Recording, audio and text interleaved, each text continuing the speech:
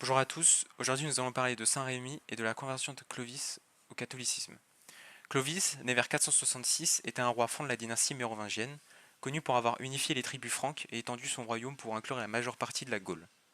Son règne marque le début de la monarchie française et est souvent considéré comme un tournant dans l'histoire de l'Europe.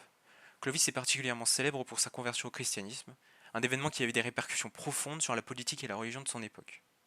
Cette conversion a été facilitée par Saint Rémy, l'évêque de Reims, qui a joué un rôle crucial dans ce processus.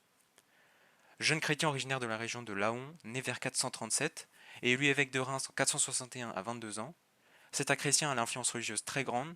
Il œuvre à répandre la foi chrétienne dans son diocèse, créant de nombreux édifices religieux. Il est connu pour avoir baptisé le jour de Noël. Entre 495 et 507, la date est peu précise, le roi Clovis et 3000 de ses soldats païens. Saint Rémy est également célèbre pour ses miracles et ses œuvres caritatives, qui ont contribué à sa canonisation. Sa fête est célébrée le 15 janvier dans le calendrier liturgique catholique. La légende raconte que lors du baptême de Clovis, une colombe apporta la sainte ampoule contenant le crème nécessaire à la cérémonie, soulignant ainsi le caractère divin de cet événement. Saint Rémy est souvent représenté avec cette ampoule, symbole de son rôle dans l'histoire religieuse et politique de la France. Enfin, souvent oubliée, la reine Clotilde, princesse d'origine burgonde, exerça une influence majeure sur la conversion de son mari. Avant que Clovis soit baptisé, elle obtint le baptême de ses enfants et exerça sans nul doute, avec Saint Rémy, une influence majeure sur la volonté de conversion de Clovis.